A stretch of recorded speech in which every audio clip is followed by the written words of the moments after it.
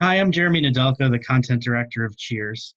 Thanks for joining us today for this webinar. We're here at Cheers to provide you with all the information you need to sustain and grow your business during this difficult time. Today, I'm joined by Tom Shay. He's the principal of Profits Plus and a small business expert. He's been a regular speaker at our sister publications event, the Beverage Alcohol Retailers Conference, for the past 3 years. Today, he's going to tell you how independent bars and restaurants can benefit from the challenges and the opportunities presented by this current crisis. Tom, thanks so much for joining us today. Thank you, Jeremy. Thanks for letting me be here. And as you were going through the announcement, I just happened to think, oh, this is Friday, which means I head into town today. I'm heading to Fowler's, my favorite little diner to go out in. Today is Catfish Friday, and yeah, we're going to load up on a double order. So I have dinner for tomorrow and a slice of their pie. Life will be good. Hey, thanks for being with us. Let's talk about business and where we're going, what's coming. We're seeing a lot of changes right now. I understand the person's going to look at what we have to say and go, why are we looking at this now? Because so much has already happened. There's still a whole lot more to happen. This is not going to be an item that came up to a peak and went down and it's dead and gone. We're going to continually see evolution as to how business is done and what's going on. Let's start with a small amount of humor. This is our battle going on right now. And yeah, we're busy fighting a war. It's not because we've got so much business, but we've got a challenge out there. And as you see in panel number 2, upper right-hand corner, the person comes up and says to you, sir, there's someone here to see you. And the response in the lower left is, I don't have time to, right now, because we're fighting a war. We're fighting for our lives. And bottom right, okay, well, that's Jeremy in that bow tie and the glasses. We hope that a part of what we bring to share to you today is a part of the Gatling gun to give you some ideas as to where we can go going forward. So I have multiple things I want to go through as quick as I can. Decision about going forward. Second one, protecting yourself and your business. This is a very important. It is to me because I'm a 4th generation of my family to own a business. And to me, of most importance is my friends who own businesses and their personal survival of this. Number 3, how to change your business, because we're not going to get just a one day, here's open up the restaurants and all is good. There's going to be constantly changing things in this because we're all in a position that no one has been in before. Number 4 is marketing going forward, because you can't do the things you used to do. We can win, we can grow our business, but we have a wonderful opportunity because of what people have been going through, that they've been forced to change in their life, that now we can do it. A classic example, if you needed a doctor in the last month or so, shy of it being an emergency, you spoke to the doctor perhaps with something like this, by a Zoom conference or a GoToMeeting or some other format of software that they're using, and you would go, I'd never see a doctor like that. I won't see the doctor in person. Once you can't, and you are forced to do it the new way, okay, that opens that customer's minds and thought process to looking at doing something differently. And when we look at these ways that are different and have an opportunity to implement them in our business, okay, we can win. My disclaimer for the day, so that you understand my position and my areas of knowledge, I am none of these. I'm not an accountant, I'm not an attorney, I'm not a certified financial planner, I'm not an insurance agent. I grew up in a family business that my great-grandfather started in Fort Smith, Arkansas in 1922, and we were adaptive. We were very creative as to what did we sell. Yes, we had a restaurant in one of our stores. We had services, we had products. We were adaptive as to what is it that I can bring to my customers. Notice that with all the information I bring to you, particularly that coming from the government, we see conflicts, and then we see different interpretations of what they have said. This wasn't clear, now we're telling you something a little differently. This all has to be looked at, and before you make any decisions, absolutely take and talk to the appropriate individual about what you're going to do, because it needs to be a decision that's relevant specifically to you, your family, your business, and within your state. So I'll start with words from a group called The Clash. I'm not going to try to sing it, but the verse goes along the lines of, darling, you should let me know, should I stay or should I go? Okay, now in my interpretation, this is me singing to my business, and my business, I'm calling it darling.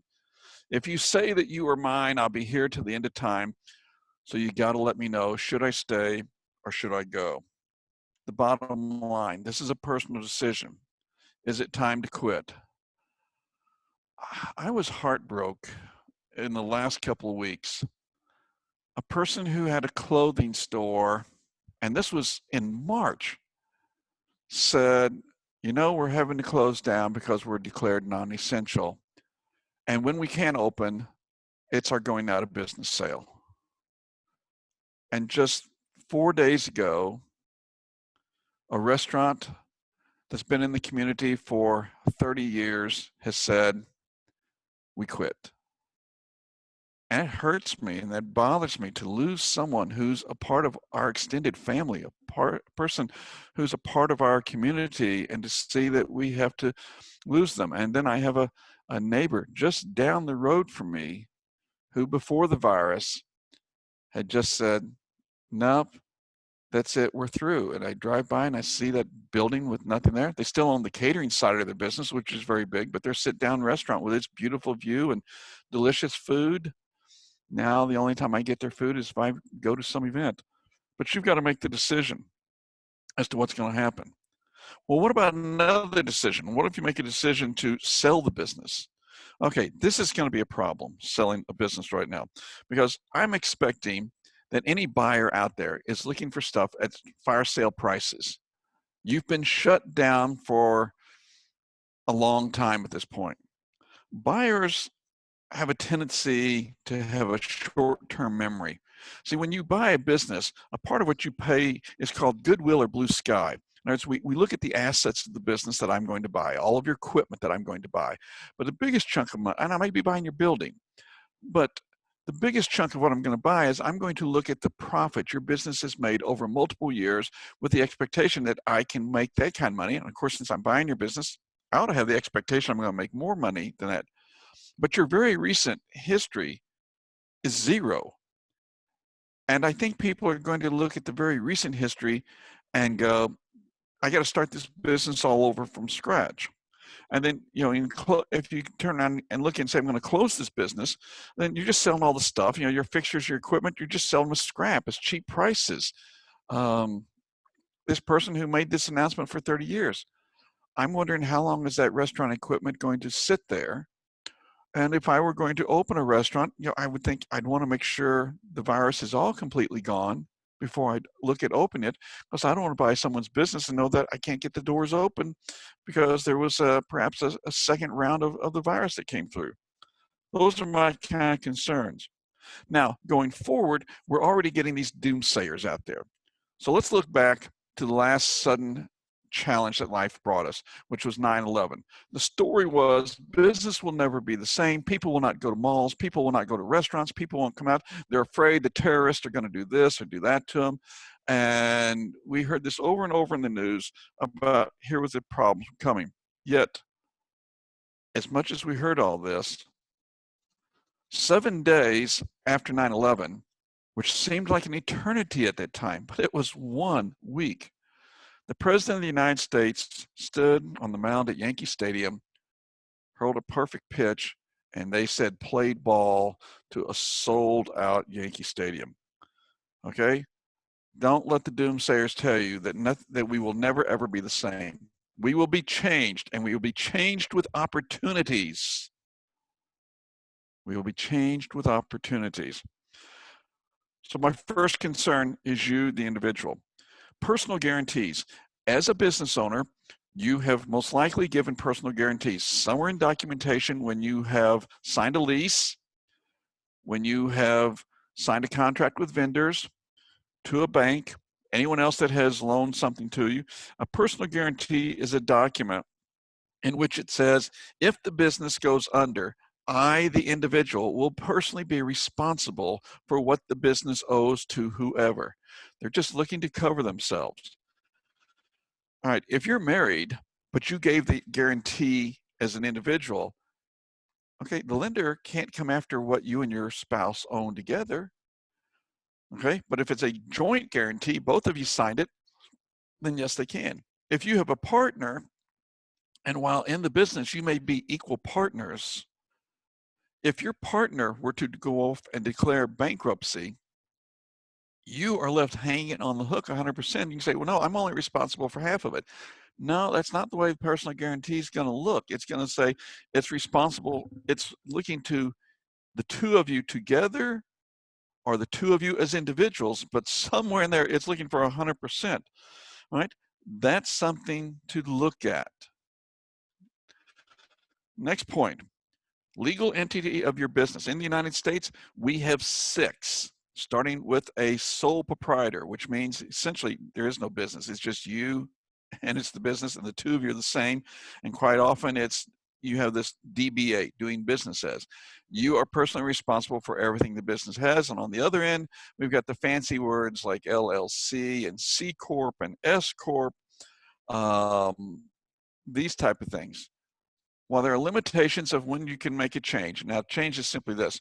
If your business is in financial trouble, you're behind with people, okay, you can't go making changes to what goes on in the business at that point because they're going to post-date the claim they have against your business. But if your business is financially, I don't want to say strong, but in existence and you owe nobody anything, then going forward, yeah, you could look at making a change, and just knowing what you are could at least give you a little bit of peace of mind.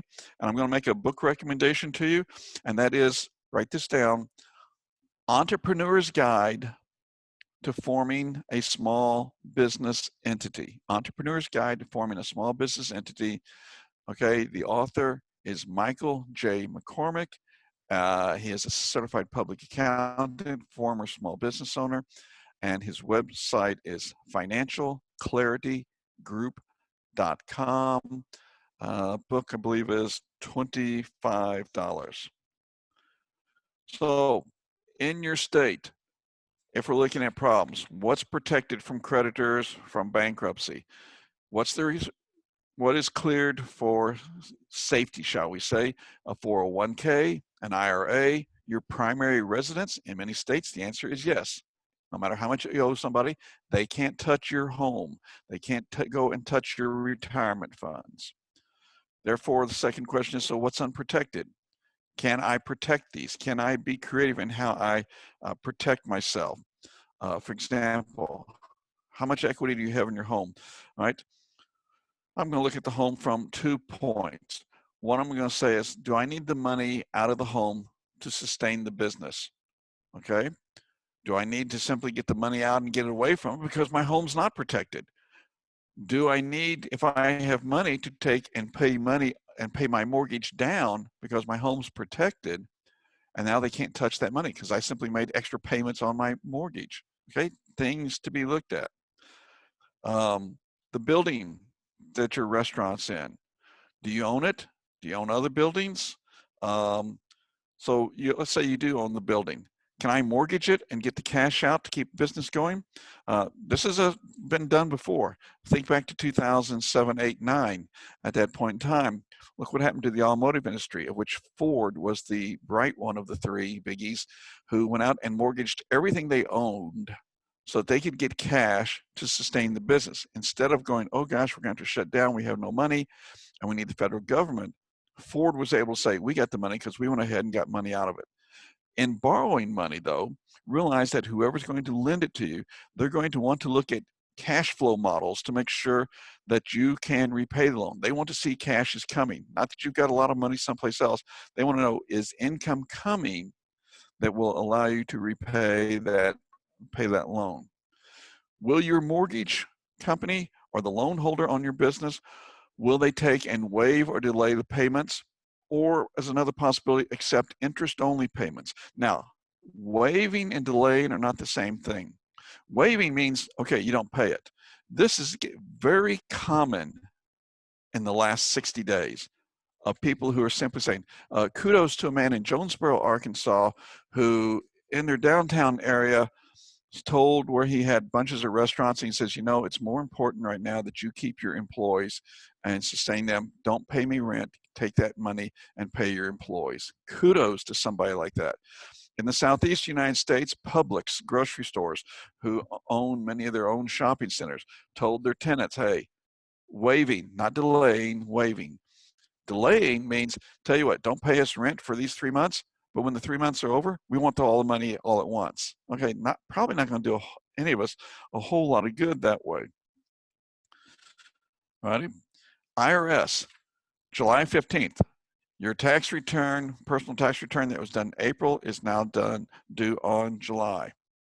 Let's look at the loan packages, the EIDL. All right. While this is EIDL, Economic Injury Disaster Loan, my personal commentary is the disaster was the loan program itself. None of this worked out the way it was supposed to have worked out.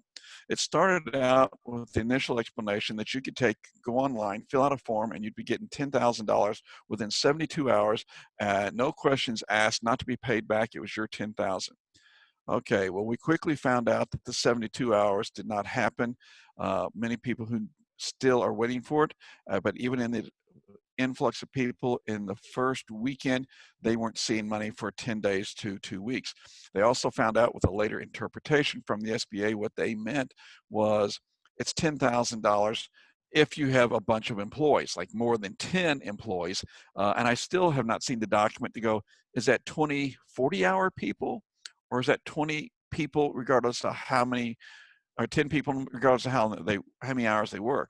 So, there are people getting letters saying, hey, here's your $2,000 because there's 2 people working in your business, and that's what you get out of the $10,000. All right, a lot of muddied water.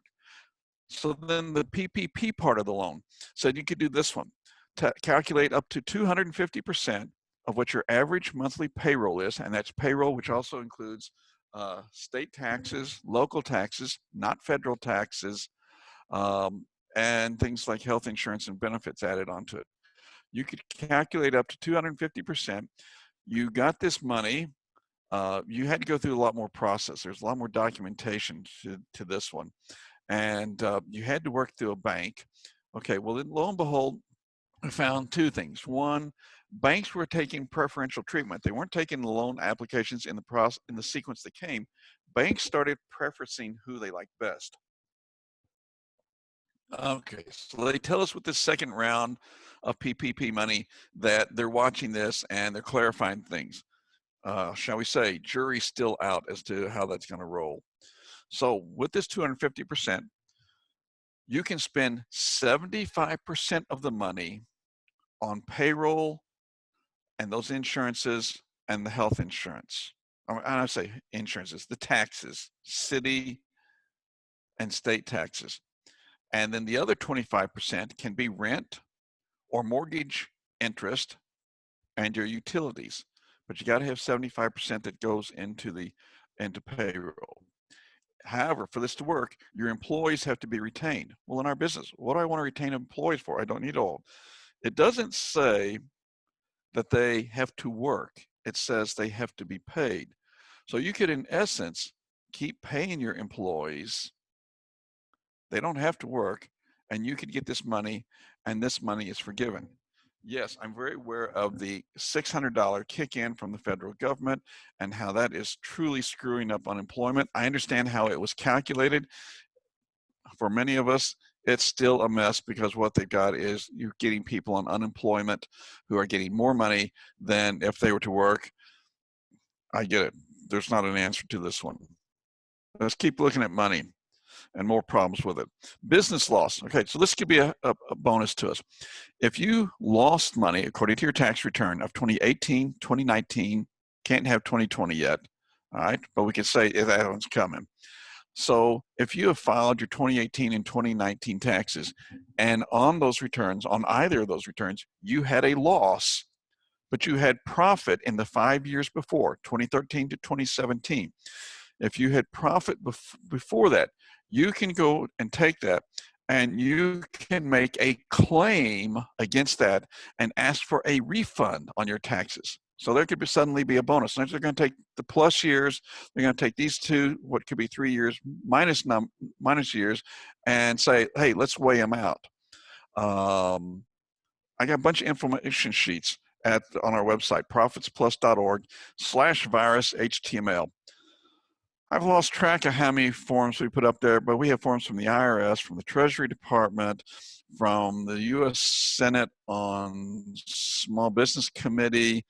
I have employment lawyers who dropped in commentary. I have certified financial planners. I have certified public accountants who have gotten in on it. Other people. I've tried to gather as many as I can, and there's documents out there that you can download and read and get some ideas. A lot of them are very easy to understand. There's a couple of them that they are just incredible doozies, and they'll put you to sleep. They're so long. Continuing money. Line of credit or traditional loan? First question you got to ask, which one has the best interest rates? Then you got to look at which one works best. It goes like this. In a traditional loan, you need $100,000. So you go to someone and you borrow the $100,000, and from the moment they hand you the check for the $100,000 or put it in your account, the clock is running and they're collecting interest on it. With a line of credit, you borrow the $100,000, but it's sitting in their account. And as you need it, you write a check or you call them and tell them to transfer. Take 5,000 of the 100 and put it into my account. You're only paying interest on the 5,000. The other 95, which you have not touched, but you're still able to get to it, is sitting with them. So you have to look at the two, which one's better for you. Another option out there is an SBA disaster loan. Now, in doing an SBA disaster loan, what you can't do is if you've applied for the PPP, all right, which is the employment issue, you can't ask for a traditional loan for employment. Okay, that's called double pumping. Can't do that. So you got to take and file it for something else. Now, I'm told, what if you had already put into process a traditional SBA disaster loan, and it was for the essence of payroll? I am told that you can go back, get the PPP loan, but repurpose the SBA traditional loan. Okay, that again needs to be verified. Here's a good help person. SBDC, that stands for Small Business Development Center. It is from the SBA, and as much as I have bashed SBA on several things, this is one of the good points. SBA, there is an office in every state. I find them generally connected with a college or university. Every state having one office. Texas has 2, California, I believe, has 6. Those are their main offices in each state, and then past that, throughout all the 50 states, there are over 1,000 local offices. This is a place that you want to contact. Notice it says free individual counseling. I have watched firsthand a business that had a problem with their point of sale system, couldn't get it to work right with their QuickBooks. Called the SBDC, got hooked up with a CPA on staff of the SBDC, to which the CPA, love all those letters, the CPA, Certified Public Accountant, came to the business, sat with them, got them synced up correctly. They were connected with a counselor, a general business counselor at SBDC. They paid nothing for any of this. The worst I have seen anyone getting tagged by the SBDC is sometimes they do a webinar, something like what we're doing here today. And I have seen those that have cost as much as $25 to be a part of. And I have seen them do live full-day conferences, and the most I have seen that one ever be is $75. It varies from state to state. Go to americassbdc.org, put in your information, city, states, all they're looking for is zip code, and they will tell you, here's where you call. Again, many of the webinars are free from them.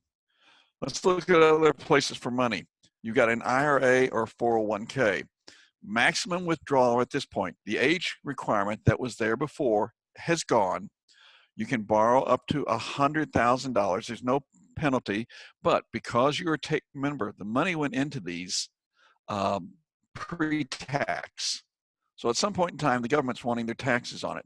So if you had the need to go and borrow $100,000 from your IRA or 401k, you would traditionally be expecting to pay that money with your tax return next spring, 2021. All right, now it's changed where you have 3 years to take and pay it. How about whole life insurance? Okay, if you have whole life insurance and it has cash value, you could borrow here. The only concern, let's go back to the $100,000, is that when you borrow money from a whole life insurance policy, you're essentially borrowing from yourself. All right, in doing so, there's an interest rate because yes, your policy is going to charge you interest for taking the money out. So let's say it's 8% or 5%. When this occurs, if you borrow the $100,000, a year from now, that insurance policy is expecting that $5,000 or that $8,000 to be put back to it. Well, if you borrowed the whole $100,000 that the policy is worth, there's no money in it. And when you get the thing says, hey, I want my 5,000 or the 8, whatever it is, what's going to occur is the policy is going to default. Now, all that cash you've built up over the years is now suddenly taxable. All right, so this is why I put on the list about talking to someone who's an insurance agent to make sure you don't throw a policy into default. Let's see, what else can I share with you? How about looking at business expenses, okay? Inventory insurance. Does your business have, because we have seasonality in what we do, does your insurance have a fluctuation? Because when you look at all the food that you have in your business, being how much money that is, have a loss of that. Sometimes insurance policies have a seasonal fluctuation clause. But unfortunately, I've seen businesses that too often buy insurance that covers everything, not just at the seasonal high, meaning they're buying more insurance than what they ever have inventory in there. If you have fluorescent lights in your building and you decide, I'll save money and I'll take out some of the lights. Well, right now, that's not a good idea from the standpoint that we need our restaurants to look bright because people will see brightness as being spaciousness, and we know there's going to be a challenge with people getting closer to each other.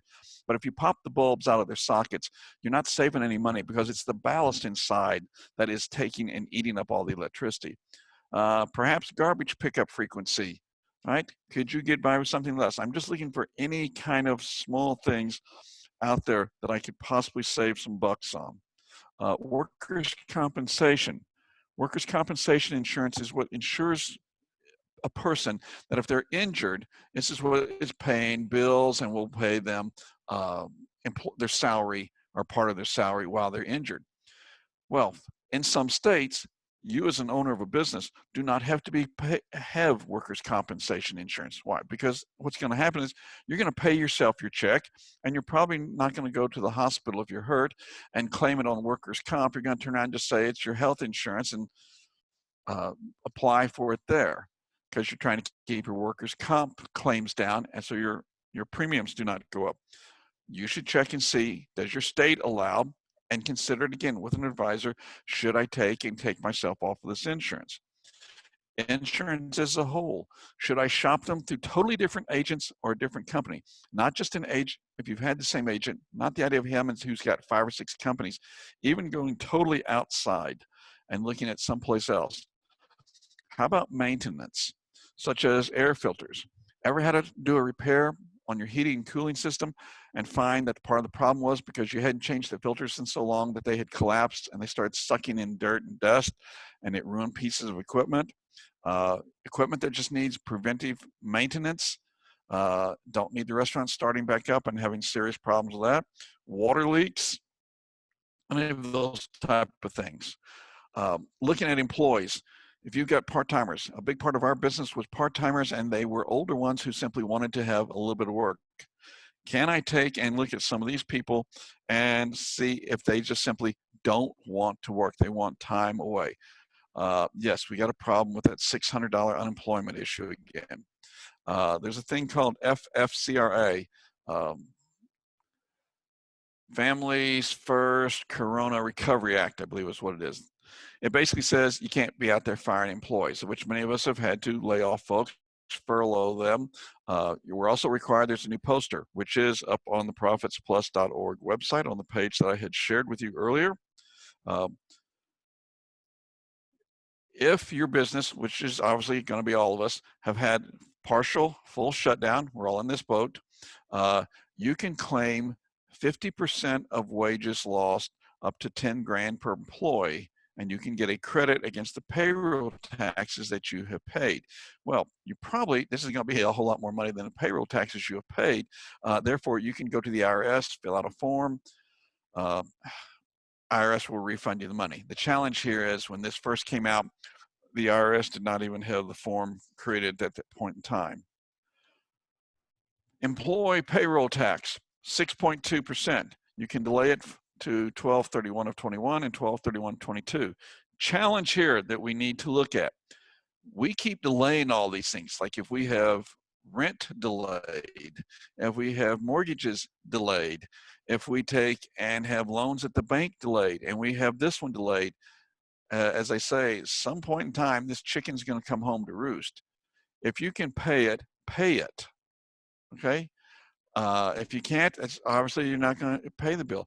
But you don't want to sit and say, "Oh, I can delay this later," because at some point in time, you could wind up having a whole bunch of bills. Any services that you can do without in your business, to cut them. I realize I may be cutting the funds I'm paying to some other small business, but we're talking about your survival. With your lease, do I need to ask for a waiver? Again, waiver is not delay. Waiver means it's forgiven. Delay means you're going to pay it later on. How about CAM relief? For those of us who are in shopping centers, CAM stands for Common Area Maintenance. This is what pays the taxes, the insurance on the parking lot itself, the lights, the roof over all the buildings. Publix gave a waiver of rent and waiver of CAM to their tenants throughout their place. Look at your lease. Do you have a clause in there that's called business interruption? All right. So let's say you were in a shopping center and a store burnt and there is water damage and there is smoke damage. Your business isn't hurt, but you can't open because of what they generally call acts of God. If that's in there, and of course, no one writing this lease would have thought of something as dramatic as the COVID virus, but you've got a good point to make an argument through your attorney to say, you know, this is an act of God. I should get a release from my lease for having to make any payments to you because I can't be open for business. Utilities, I've already been notifying people. No, they're not doing shutdowns on folks. They're delaying it. Credit card fees is another one. I'm sure the credit card companies' phones are ringing off the hook. Hey, how about difference in transaction fees? How about a difference here in what my percentage is, the discount rate that I'm paying? Look at that one. Any vendors that you're calling to help you in any way, whether it's delaying paying an invoice, whatever it may be, what you need to do is have a plan. And you need to be able to tell to any of these vendors, here's other things that I have already cut. Here are things that I have delayed. All right, what they want to hear is that they are not the only one you're asking for help. No one wants to be the Lone Ranger here. If you're saying, I'm not taking a salary, I have cut this, I've changed this, I've done these things, I put personal money into the business. Okay, now they're a partner. Now they're a partner. They get it. All right, you need to ask that way. Software support, absolutely no problem. And I want a waiver. I want a waiver of monthly support, and I want a waiver off of lease fees for a period of time. I realize that if you're doing curbside service at this point in time, you're still using that stuff, but it's like, hey, everything else in my business is greatly diminished here. I need some help here. Do not, particularly with a software provider, say, all right, well, I'll sign up for another 2 or 3 years. I saw one 2 weeks ago, just greatly disappointed me. One of the majors out there, and they wrote this sob story and they sent it out in this email that I got a hold of about, oh yes, we're all in this together and we want to help you. So if you'll buy a new system, we'll give you extended dating. Okay, that's not helping. There's no help in that. That's just trying to make a sale. Haven't seen a follow-up letter to that. There shouldn't be one for something as silly as trying that way. Be proactive. Tell the people if there are other invoices out there, be proactive. Don't hide from vendors. Don't hide from the creditors. Talk to them. With everyone, no late fees. No late fees. When companies out there slap on late fees, they so often are like 18%. All right, all you gotta do is look at your bottom line. You're not making 18%, all right? So you can't suddenly afford an 18% loan, and that's exactly what it is. with any of these people if if a vendor is charging you 18% late fees. Look at your insurance. Does your insurance policy have it?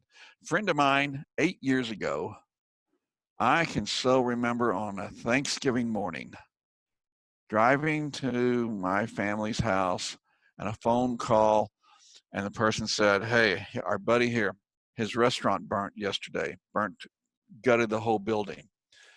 Fortunately, he had business interruption insurance, which pays him, depending upon what the policy is that you've got, it pays for things such as salary to keep your employees, salary for you, his paid for profit, the rest of the insurance policy paid for the damages and things like that. Does your insurance have a interruption clause to, again, act of God type of thing?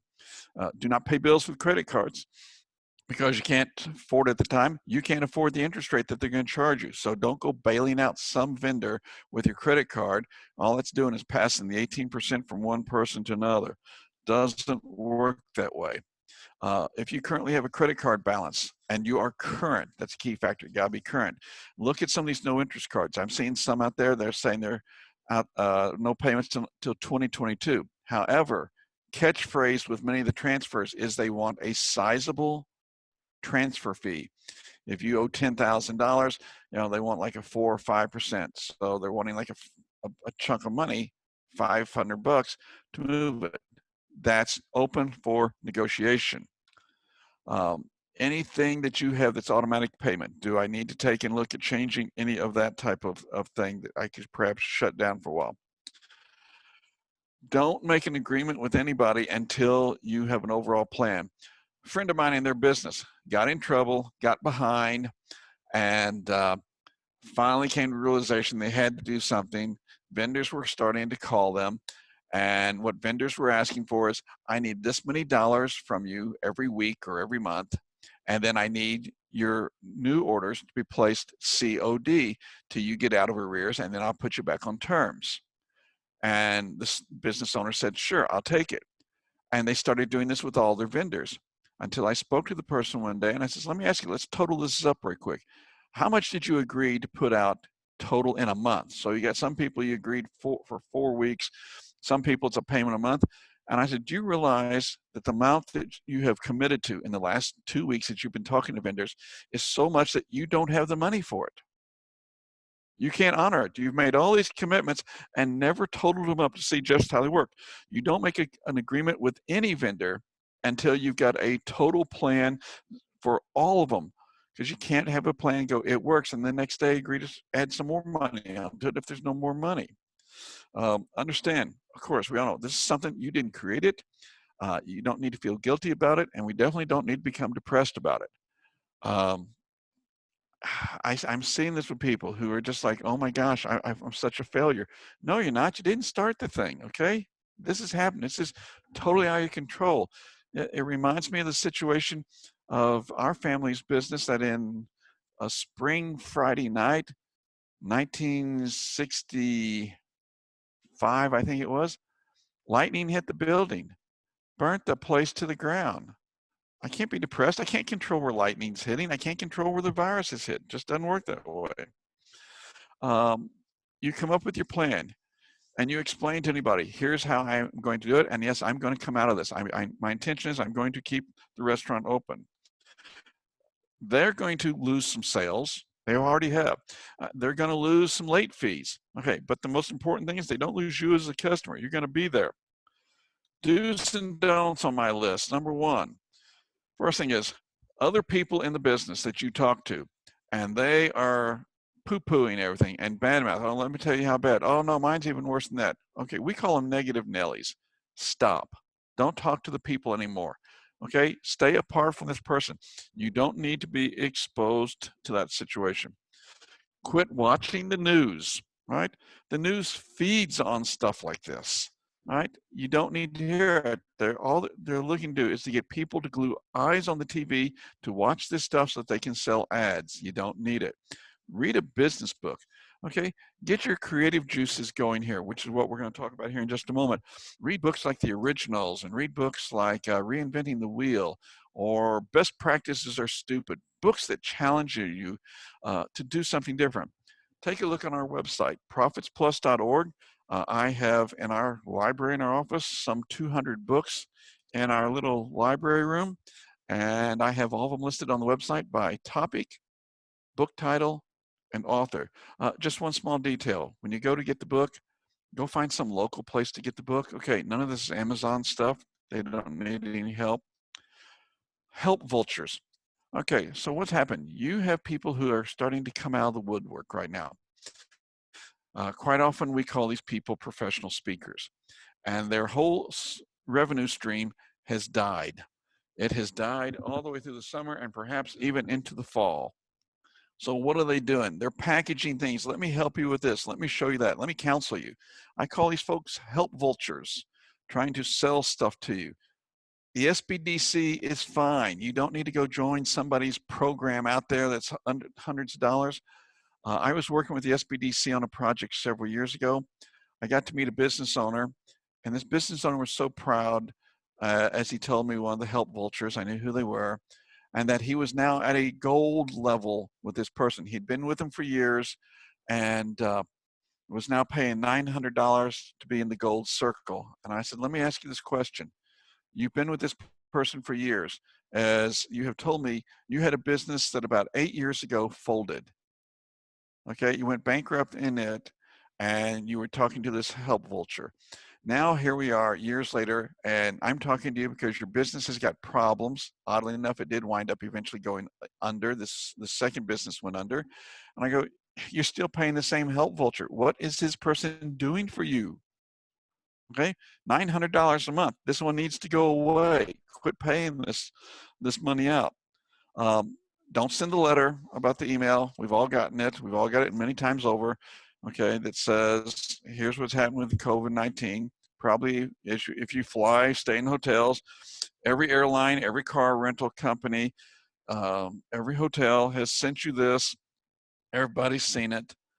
Be upbeat, be positive, tell customers about what you're doing. I was in a friend's restaurant the other day, walking in, and he says, I'm taking advantage of it. He says, I'm gutting it. Gutted the whole place out, and he says, this will look all new and different.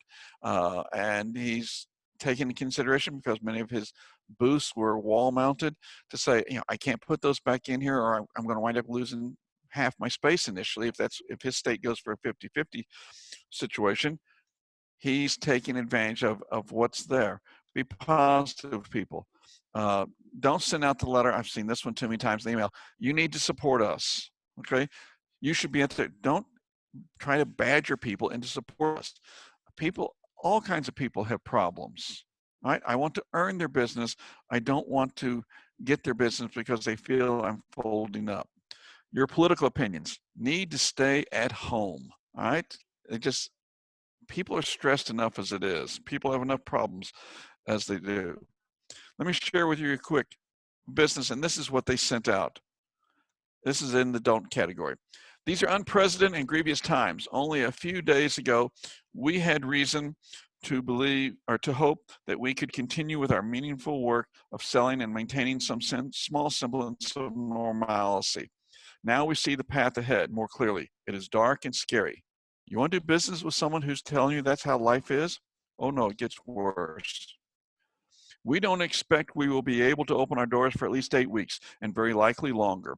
When we do open our stores again, we expect the landscape of our state. Okay, now hear the second sentence, because they're changing here from telling us about business to us as individuals. And all of our abilities to spend money will have changed dramatically. When we closed our doors, we also closed off the vast majority of our business without any prospect of it returning soon. I think they're dead and buried at that point. People don't need that. They need some upbeat stuff. So let's talk about some upbeat stuff and things that we can do. All right, so people are having more spare time in their life, not just now, but overall. So this speaks in some degree to curbside service. People need distractions. We can provide that right now. And we got a lot of people who have simply just hunkered down, closed up, gone away. I read a report the other day, bicycle industry is declared essential. Over 20% of all the bicycle shops in the United States have closed up their doors, yet there are others saying they've never had so much business.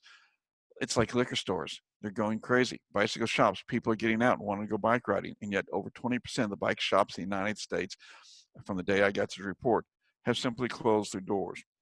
People are going to want to escape isolation. They want to go somewhere. I live in a very isolated area on a mountain and was walking one afternoon last Saturday. And as I saw one of the state troopers who's there at the entrance to the park, he said, I've had 54 vehicles here pass me by in the last hour. He says, this is the kind of traffic that we get on like 4th of July when people are coming up to watch from the mountain and want to see the fireworks. People are wanting to escape isolation. I can help you with all of these concerns if I do the appropriate types of things. Hence, I believe that customers, my existing ones and new customers, are theirs for me to take if I do it differently than other people. My first point to that one, be a cheerleader for your community. Be the leader that people need to see. Small business, they need to see you as a leader. Example, this is my hometown, Dardanelle, Arkansas. Someone should have been a business, but someone created this page saying, Dardanelle Homebound, do you need help? And there are people writing in saying, my wife and I are compromised health-wise. We're 80 years old. We can't get out of the house to go pick up our prescriptions. Could somebody go pick up our prescriptions for us? The other extreme, I saw a person who wrote in and said, went to the grocery store. I bought 2 gallons of milk.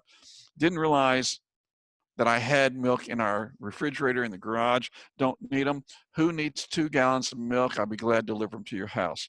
Our town has 4,600 people in it total, and in 10 days, they had 900 people in it.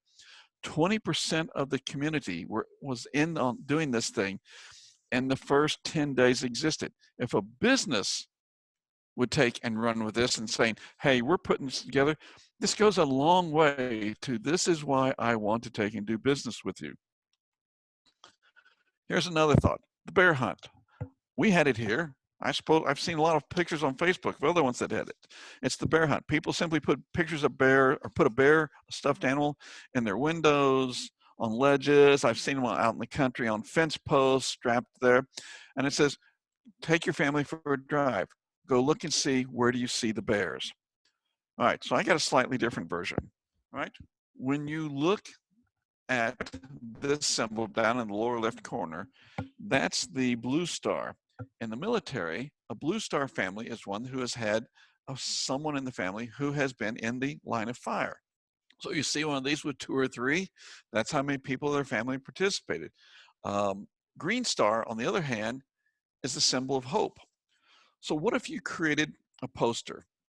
You could give one of these posters to every person with delivery or curbside service. You could take and create it as a PDF and tell people to go to your website, download and print it.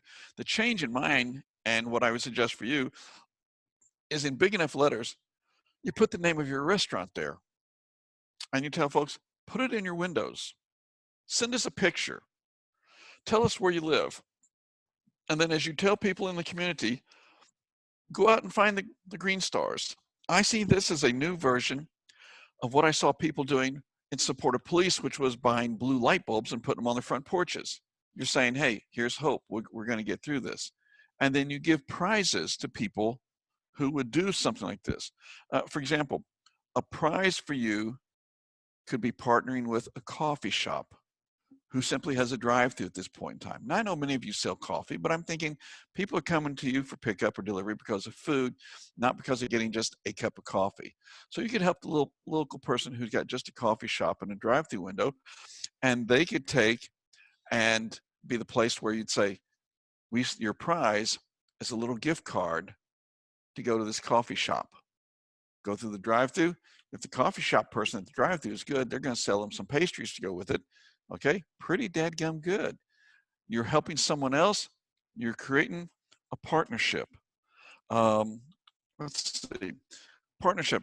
This lady, her business in Frederick, Maryland, sells bottles of soft drinks. Her whole store is bottles of soft drinks. So we met a couple of years ago, and I got her to try something. And what she does is a video. Every week, she does a video. Okay, well, now it's got to be done by Skype because the person can't come in the store. And they review a drink, some soft drink. So the mayor in her town might say, I grew up in St. Louis. And in St. Louis, we had Fitz and we had Vest soft drinks.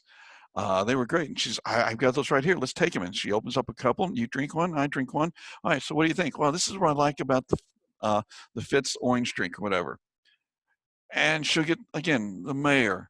She'll get someone in the House of Representatives.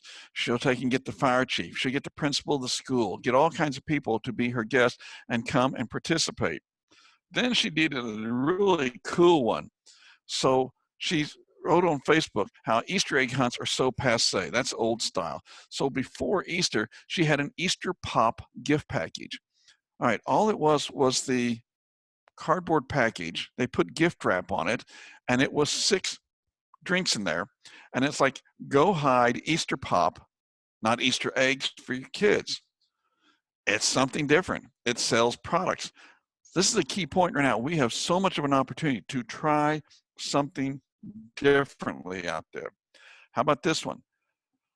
A video series on YouTube. Things I thought I would never say or I would never do. This reminds me of the old David Letterman skits that people love to watch every night. So you ask your customers to take and send you their ideas or send their videos to you, and you post them again on your Facebook page. Again, I'll bring up the coffee shop. If I partnered with the coffee shop, and then I'd get the coffee shop to put a sign in the window that says, hey, are you playing the I Never Thought game with name of your restaurant? Now the person at the drive-thru in the coffee shop is telling people about your place. Hey, it'd be a great time with their cup of coffee to have the coffee shop person give them a copy of your menu or today's takeout specials or something to that effect.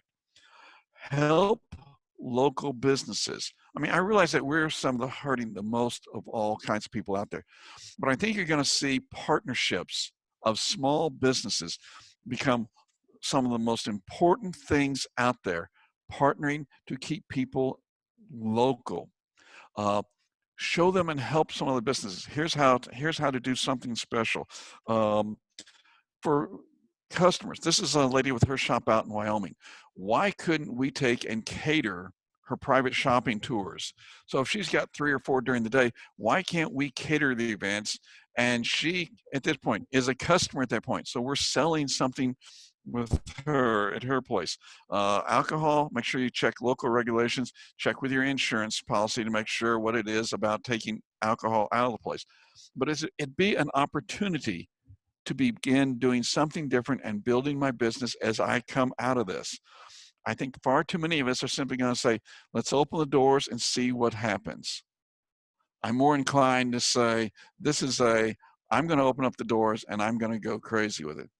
As Jeremy and I were talking before this one, I said, when you look at businesses and see who's closing and who's sitting on the sidelines, I'm reading repeatedly about TJ Maxx, who says, we think people are going to have this very sizable pent-up demand. And so we are planning that we're getting our stores to look gorgeous. We're doing all kinds of things. We're going to be ready to go great guns.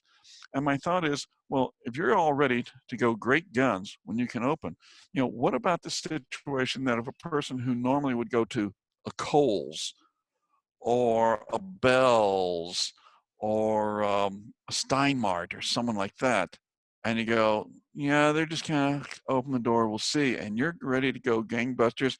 I'm fully expecting that TJ Maxx has got all the advertising planned and ready to go, that they want to say, we're going to drive for business. And I think that's what we've got to look at in our business at the same time. We've got to be ready to go. Do something special.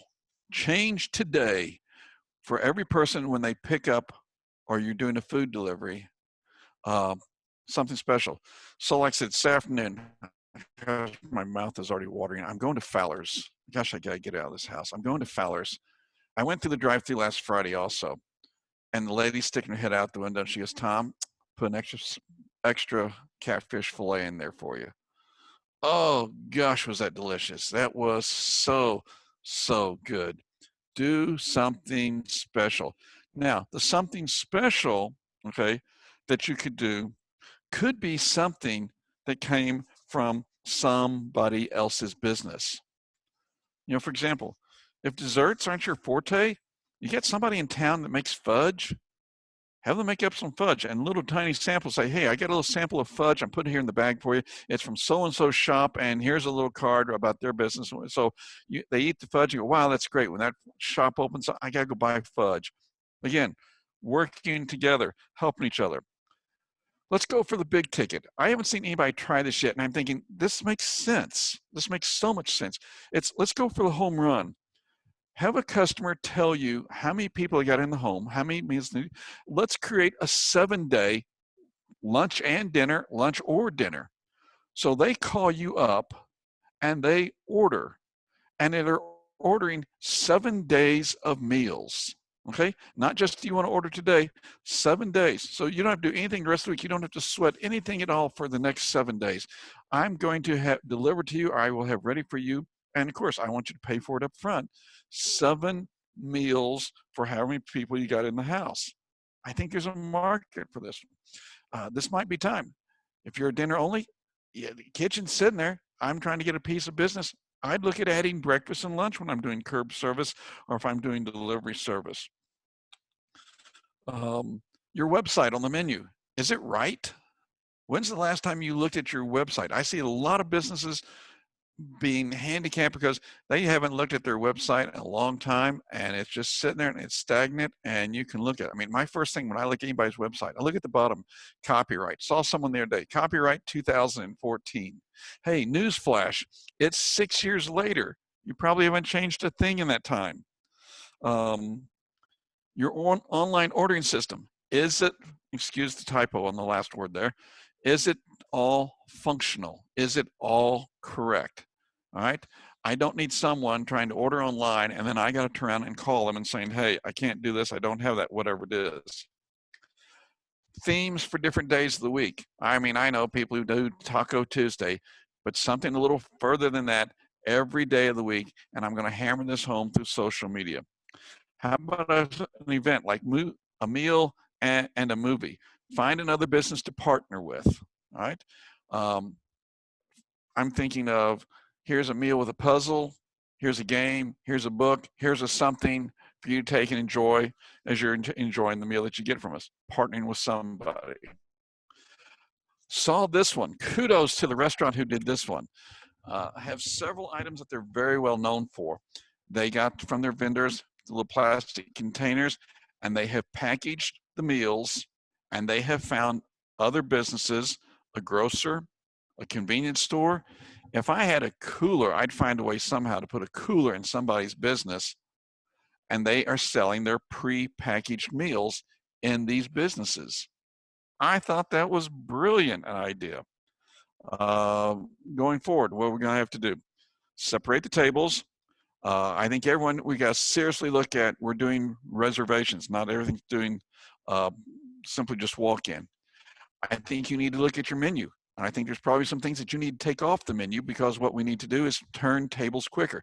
If I'm diminished by 50%, I got to find something between adding hours. That's why I was looking at adding breakfast and lunch. I got to look at something that takes the time that people are at a table and shorten it up somehow so I can turn the tables another time or two to get more customers through there. I would do something with my parking lot that I am, excuse me, I'm calculating, I'm marking, I'm putting those orange cones out there somewhere to block off certain parking places because I don't want people to come in, pack my parking lot, and find out they stand at the door. I can't seat them. I'd rather have parts of the parking lot closed off so that there's a relationship between the number of cars and my having enough room to seat people in there. Good time to go back and look at delivery partnerships and who's be able to do it. Do I need to change somebody? Do I need to add somebody at this point in time? Again, restaurant I was in a couple of days ago, walked in to visit with the owner, neatly set up. Here's all the tables and here's all the service. I was surprised how many different delivery partnerships that he had going. Expand your payment options. I see a change out there. We've all seen it. Amazon Pay Apple Pay, Google Pay, Samsung Pay, Text Pay. I see as people are hesitant to touch, I'm seeing a dislike for handling cash. I'll be so bold as to say I believe a strong opportunity for checks to come back. Okay, now for those of you who have not been around as long as I have, at one point in time, your bank card terminal, you had multiple options as to what your machine had, and you could have one that had a little horseshoe built into it, little horseshoe track. Someone wrote you a check, you took the check, put it in, the machine sucked it in, ran it, kicked it back out, and then you typed in the dollar amount, and in about 10 seconds it came back with a yes, no, and approval code. You were paying a fee for this, just like you pay for a credit card, except the rate was less. If the check bounced, the company ate it. Okay, whoever the company was at clearing. I see an opportunity that checks could come back because I know where the check has been, but I don't know where the cash has been that you're going to hand me back in change. I'm not so sure that I want it. I see another opportunity out there for folks if we do things right. I see us doing things with our email list. Okay, I don't need dinner specials. Look at grocery stores. They're not advertising. Look at drugstores. They're not advertising. Okay, people are just happy they're there. Liquor stores, the last couple ones I've been in, I didn't see any sale signs. People are just happy they're there. Show people enjoying a meal. Today, I just happened to think of it. It was like, hey, Fowler's, you should have been there early. Friday, here, here it is. Here's someone enjoying a picture of one of our customers enjoying that catfish fillet. Educate people about other things that will go with the meals. Stuff like that. That is important. I say share our menus with other restaurants. I saw a video. I want to say it was in Minnesota. I've held on to the video. It was on YouTube, but it was a restaurant who created a partnership with other ones, and they started playing a song. And I think it was some song like "Call Me Up," and everybody was lip syncing. And as they're showing the pictures, it was showing staff in one restaurant, another, all of them one at a time. They'd put the restaurant's name there, and it was "Call Me Up. I want to serve you some food." And it was a really neat video. But this one restaurant was bold enough to go out and say, let's do it with everybody. Call your customers, write them notes, handwrite a note. I had a company I do business with today. I'm going to say it was the first one that I had gotten. So here we are at May. And this person just said, hey, Tom, just want to check on you. How you doing? Hope you're safe. Would love to hear from you. Wow. I never felt so close to this person in this business until I received this. How about special gift cards? You buy them now, okay, get cash in the drawer, but they are redeemed at different dates, and there's a bonus when you do it. I mean, I want something a little special, a little differently. For example, I saw someone who was buy the gift card and you pay this price, but it's a higher price gift card. It was a men's specialty clothing store. A really bad job of advertisement. It was like, we're selling gift cards and they start at a minimum of $250. If you spend, but you spend the $250 and we'll give you $300. And then it was simply multipliers off of that. Now, see, I'd rather be out there selling someone a gift card now that would be like, here's Thanksgiving dinner. Okay, you're going to try to sell it to them later on. Let's sell it to them now. And the special will be, I'll throw in a pumpkin pie. Low cost, high perceived value to the customer. I've got the cash now. Also, think about this one. You're in a community and you've got other chain restaurants out there. Jeremy and I were talking about this one. I said, Jeremy, here's what I see. Each state is setting itself as to when it can open restaurants. So as I speak to you today, I'm in the state of Arkansas. Restaurants are supposed to open up in 10 days. So what if there's a chain restaurant here, of which there's a bunch of them in the area, but what if the states surrounding us, Oklahoma, Texas, Louisiana, Mississippi, Tennessee, and Missouri, what if they don't open? Are the chain restaurants here going to ramp up their system for one state? You may find that in going to having sit-down service, a chain restaurant may have a more difficult time ramping up everything than you do. This could be your advantage to take off, get a head start on business, and latch on to some people. Because if your business was open before the other ones, I think you're gonna find people coming out. I've never eaten here before, but I am now. Why'd you pick this restaurant? Because they are open. That's all that matters. They're open. Last couple of points. Be positive in everything that you do. Okay? No one needs a sourpuss about it. Number 2, listen to music. Pick you up something upbeat, something that challenges you. Listen to some music. Walk, bike ride. Got up this morning, walked 1.5 miles around. When we finish this webinar, I've got a 2-mile walk I'm going to do, and then I'm heading out of here, and I'm headed to Fowler's to get my catfish. Long hot shower or a bath, just to sit and relax and soothe yourself. Oh, speaking of soothing yourself, that might be a deal with a shop in town that sells bath salts. That you can tell your customers, hey, you've had a great meal of delivery or takeout, take a nice hot tub to rest, and this is from so-and-so's shop here. Give them a try. Your caffeine take probably needs to go down. Don't forget your family, okay? Don't forget your family. You've been confined with these people, but here may be a chance to take a walk with them. Love them, enjoy them.